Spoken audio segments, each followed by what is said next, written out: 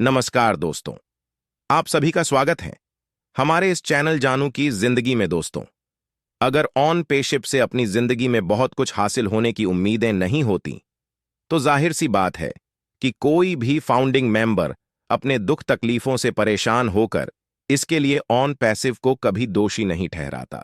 लोगों को तो यही लगता है कि जब से हमारी सक्सेस शुरू हो जाने का अनाउंसमेंट करते आ रहे हैं सीईओ मिस्टर एस, अगर वह समय सीमा के अंदर हो गया रहता तो सालों पहले से हमारे अकाउंट में पैसे आ रहे होते।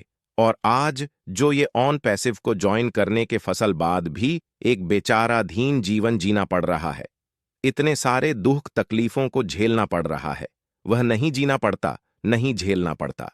अब तक हम एक शानदार जिंदगी जी रहे होते।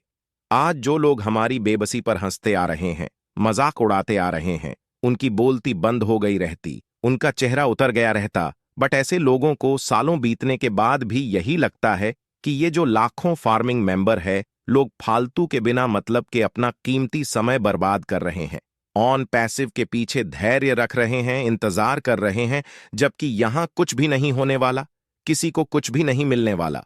जिस कंपनी ने 5-6 सालों से सिर्फ लेने का काम किया हो, दिया हो, कुछ भी नहीं, उससे अपनी जिंदगी बदलने और अपने सपनों के पूरे होने के इंतजार में बैठे रहना सबसे बड़ा बेवकूफ है।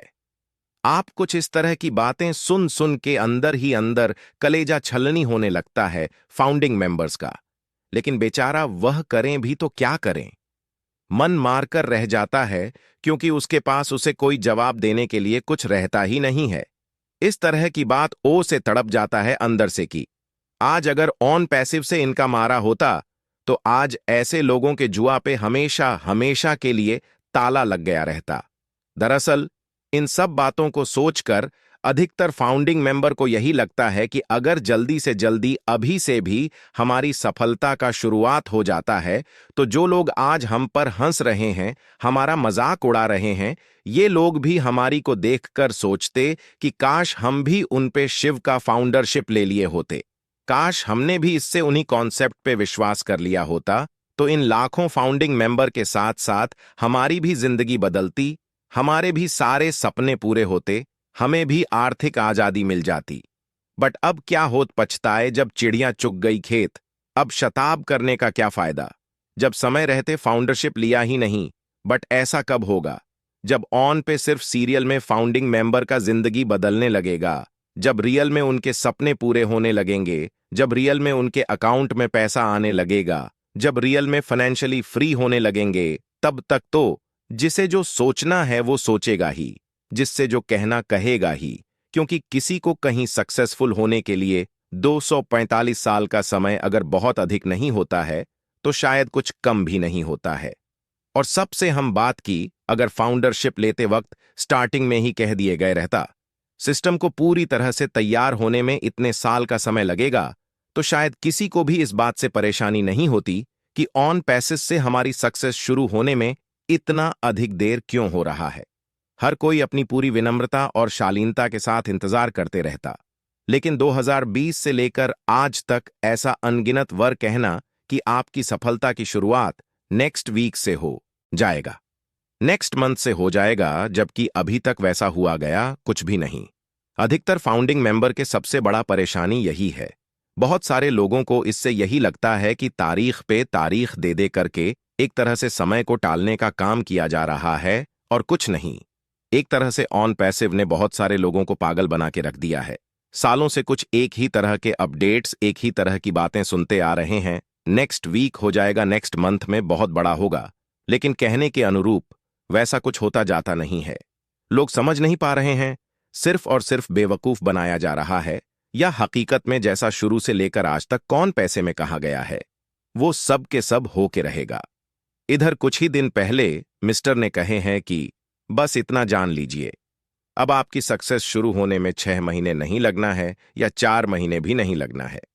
इस बात से सभी अनुमान तो यह जरूर लगा रहे हैं कि भले ही अगर सितंबर में कुछ हो या ना हो, बट अक्टूबर नवंबर का महीना खाली नहीं जाने वाला।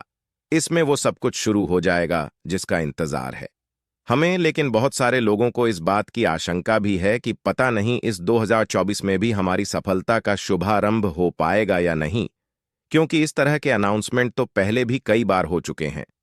बटन वक्त पे हकीकत में वैसा कहाँ कुछ हो पाया है। कहीं इस बार भी पूर्व के भांति ही हो गया, तब हम क्या करेंगे? कहाँ जाएंगे? अपनी फरियाद लेकर किससे अपनी दुखरा सुनाएंगे? कौन खबर लेगा हमारी?